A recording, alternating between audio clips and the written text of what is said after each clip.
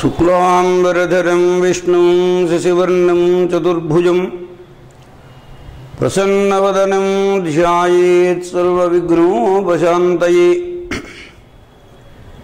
గురుర్బ్రహ్మా గురుర్విష్ణుః గురుర్దేవో మహేశ్వరః గురుః సాక్షాత్ పరం బ్రహ్మ తస్మై శ్రీగురవే నమః. అజ్ఞానాం జాహ్నవీతీర్థం విద్యాతీర్థం వివేకినాం సర్వేషాం సుఖదం తీర్థం భారతీతీర్థమాశ్రయే. అరుణాం కరుణాతరంగితాక్షీం ధృతపాశాంకుశపుష్పబాణచాపాం అణివాదిభిరావృతాం మయూఖైరహమిత్యేవ విభావయే భవానీం. మాతర్నమామి కమలే కమలాయతాక్షి శ్రీవిష్ణుహృత్కమలవాసిని విశ్వమాతః. క్షీరోదజే కమలకోమలగర్భగౌరి లక్ష్మి ప్రసీద సతతం నమతాం శరణ్యే. శరదిందువికాసమందహాసాం స్ఫురదిందీవరలోచనాభిరామాం అరవింద సుందరస్యాం అరవిందాసన సుందరీముపాసే. సర్వమంగళమాంగళ్యే శివే సర్వార్థసాధికే శరణ్యే త్ర్యంబకే దేవి నారాయణి నమోస్తుతే. సర్వచైతన్యరూపాం తామాద్యాం విద్యాం చ ధీమహి బుద్ధిం యానః ప్రచోదయాత్తు. ఈ దేశంలో పుట్టినటువంటి వారికి అన్ని పండుగల కంటే పెద్ద పండుగ దసరా పండుగ. దసరా అంటే మంచి సరదాగా పిల్లల దగ్గర నుంచి వృద్ధుల వరకు అందరూ జరుపుకునేటువంటి పండుగ. అయ్యవారికి చాలు 5 వరహాలు పిల్లవాండ్రకు చాలు పప్పు బెల్లాలు అని చిన్నతనంలో చదువుకునేటప్పుడు దసరా సెలవులు ఇచ్చే ముందు ఇంటింటికి వెళ్ళి పప్పు బెల్లాలు తెచ్చుకొని సరదాగా కాలం గడిపేటువంటి, కోతి బొమ్మలను తెచ్చుకొని గులాములు చల్లుకొని ఆనందాన్ని పొందుతారు పిల్లలు. అలాగే అమ్మవారికి అనేక విధములైనటువంటి నైవేద్యాలు పెట్టి పిండి వంటలతో భోజనాలు చేసి సంతృప్తులవుతారు.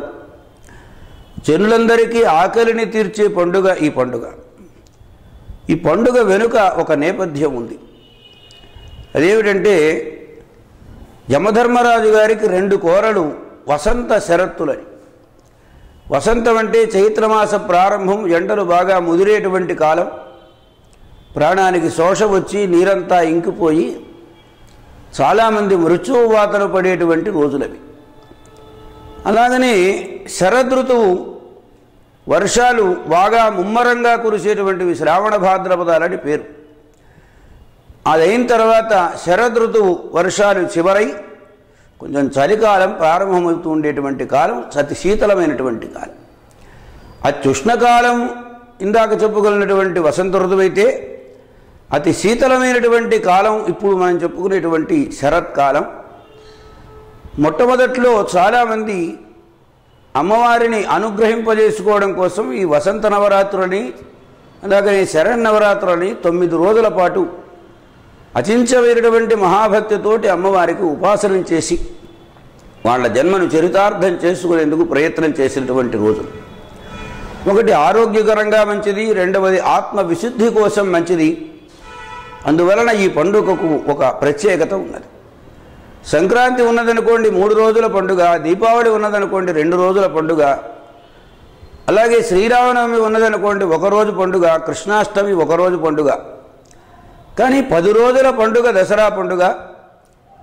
ఇక్కడ అమ్మవారిని ఎందుకు ఉద్దేశం చేస్తారంటే, అమ్మ అనుగ్రహం ఉంటే అయ్య అనుగ్రహం ఉంటుంది. అమ్మ మనందరినీ అనుగ్రహించేటువంటి తల్లి. ఈ తల్లి 3 రూపాల్లో ఉంది. మహాకాళి, మహాలక్ష్మి, మహాసరస్వతి స్వరూపాలను. ఒకప్పుడు బ్రహ్మగారు కమలంలో ఆవిర్భవించినటువంటి సమయంలో నారాయణుని కర్ణముల నుండి మాలిన్య రూపంలో ఆవిర్భవించినటువంటి 2 రాక్షసులు మధుకైటభులు అనేటువంటి వాళ్ళు బ్రహ్మగారిని చంపడానికి ఉద్యుక్తులైతే అప్పుడు బ్రహ్మగారు విష్ణువును ప్రార్థన చేస్తే ఆయన నిద్రావస్థలో ఉన్నాడు. నిద్రాస్తుతి చేస్తే నిద్ర తొలగిపోయి 5000 సంవత్సరాల పాటు యుద్ధం చేసి మధుకైటభులను సంహరించినటువంటి కథ మహాకాళీ చరిత్రం అని సుప్రసిద్ధం. అలాగే మహాలక్ష్మి చరిత్రం అంటే మహిషాసురుడనే పేరు కలిగినటువంటి ఒక భయంకరమైనటువంటి మహారాక్షసుడు తపస్సురాచరించి బ్రహ్మగారి వలన నేను మగవాళ్ల చేతిలో చావకూడదు, ఆడవాళ్ళు నన్ను ఏం చేస్తారు, ఇలా వరాన్ని పొందాడు. విజృంభించాడు వరబల గర్వితుడైనటువంటి మహిషాసురుడు. దేవతలందరినీ ఏడ్పించాడు. ఈ లోకం ఆలోకమనే తేడా లేకుండా అన్ని లోకాలలో తన ప్రతిభను వెలగబెట్టుకుంటూ దేవతలందరినీ కూడా వాళ్ళ ఆవిర్భాగాలను కాజేసి తిండి లేక మలమల మార్చాడు. అటువంటి స్థితిలో వాళ్ళందరూ కలిసి ముందు బ్రహ్మగారి దగ్గరికి, ఆ బ్రహ్మగారితో శంకరుల దగ్గరికి, ఆ శంకరునితో అందరూ కలిసి వైకుంఠలోకానికి చేరితే అప్పుడు శ్రీమన్నారాయణుని నుండి ఒక దివ్యమైనటువంటి తేజపుంజం ఆవిర్భూతమైంది. అలాగనే శంకరుని నుండి ఇంకా ఇతర దేవతలు ఇంద్రుడు, కుబేరుడు, అగ్నిహోత్రుడు మొదలైనటువంటి ఆయా దేవతల నుండి ఒక దివ్యమైనటువంటి మహా తేజపుంజం ఆవిర్భూతమై ఒక రూపాన్ని సంతరించుకున్నది.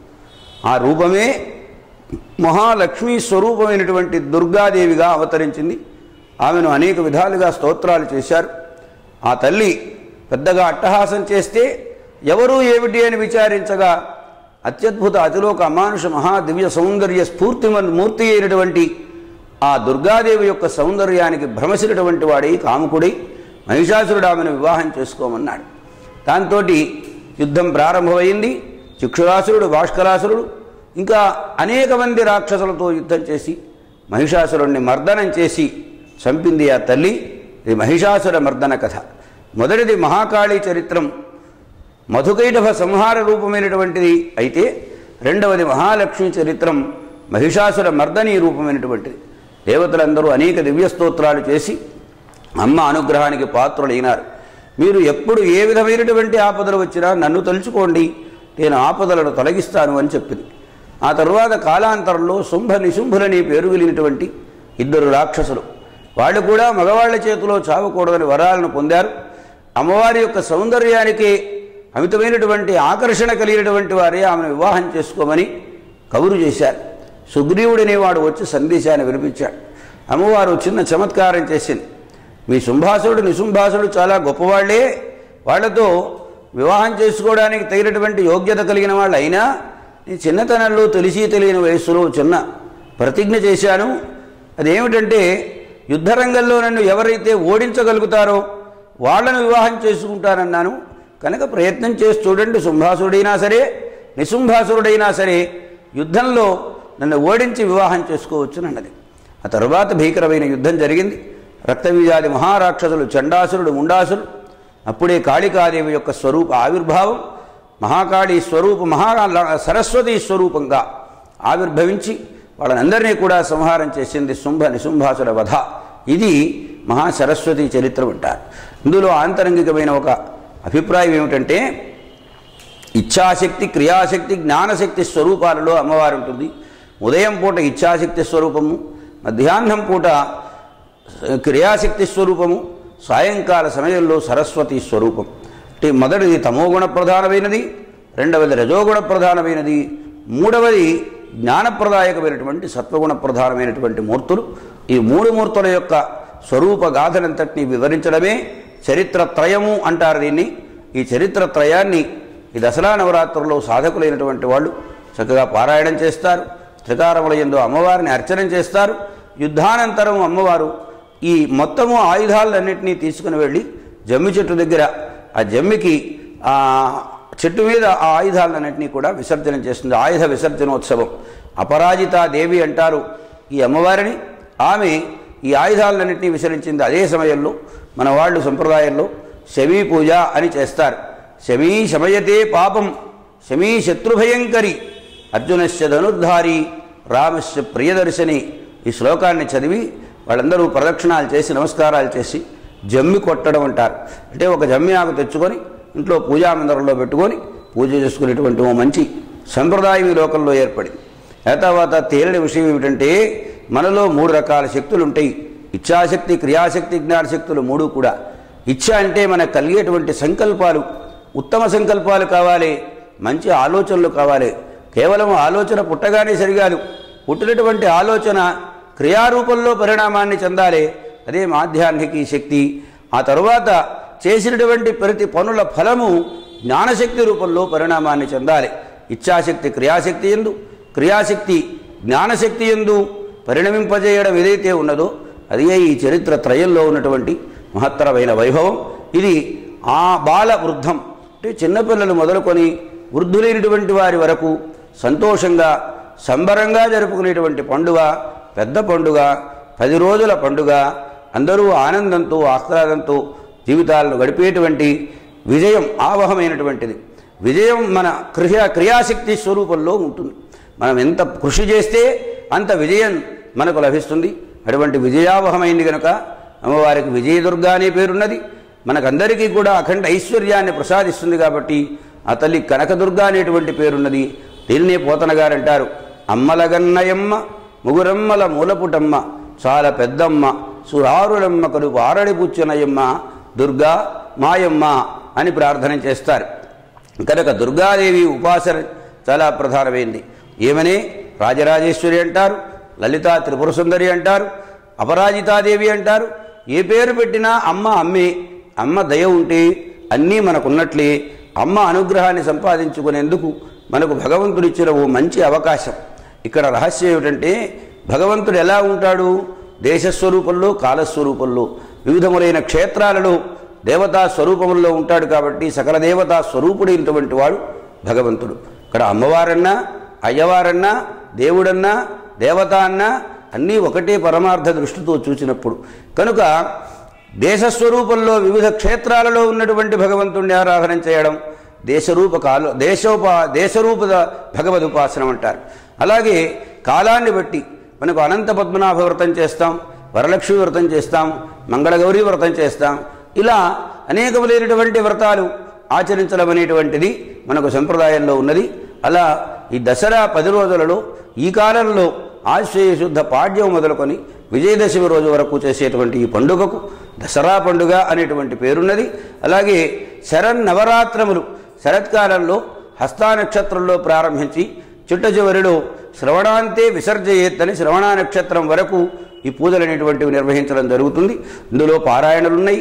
వేదపారాయణ, దేవీ భాగవత పారాయణ, సప్తశతీ పారాయణ, త్రికాలములయందు అమ్మవారికి సంబంధించినటువంటి వివిధములైన అర్చనలు 3 రోజులు 3 మూళ్ళు 9 రోజులలో మొదటి 3 రోజులు మహాకాళీ స్వరూపంగా, తరువాత 3 రోజులలో మహాలక్ష్మి స్వరూపంగా, చివరి 3 రోజులు మహాసరస్వతి స్వరూపంగా ఈ అమ్మవారిని ఆరాధన చేయడం జరుగుతుంది. అయితే 9 రోజులు చేయడానికి అవకాశం లేని వాళ్ళు మూలా నక్షత్రంలో ప్రారంభించి శ్రవణ నక్షత్రంతో దీనిని ముగింపు చేయడం అనేటువంటిది కూడా సంప్రదాయంలో పెద్దలు అంగీకరించినటువంటి ఓ మహత్తరమైన అవకాశం భగవంతుణ్ణి సేవించుకునేటువంటిది. కనుక కేవలం మనం లోకంలో ఎందుకు పుట్టామో, ఎందుకు పెరుగుతున్నామో, ఎందుకు పోతున్నామో తెలిసి తెలియని విధంగా బ్రతుకుని గడపడం కంటే మనం ఆవిర్భవించిన ఆవిర్భావ కారణాన్ని, మన జన్మ చారితార్థ్యాన్ని మనం సంపాదించుకునేందుకు ఉపయోగపడేటువంటి ఓ మంచి కాలరూప భగవద్ ఉపాసనం చేసుకునే అవకాశం. అటువంటి దారిని అందరూ సద్వినియోగం చేసుకోవాలి. ఇటువంటి మంచి విషయాలను మనం అందరం పంచుకునేందుకు అవకాశం కల్పించినటువంటి రోజ్ తెలుగు మూవీస్ వారికి హృదయపూర్వకమైనటువంటి ధన్యవాదాలను తెలియజేస్తున్నాం.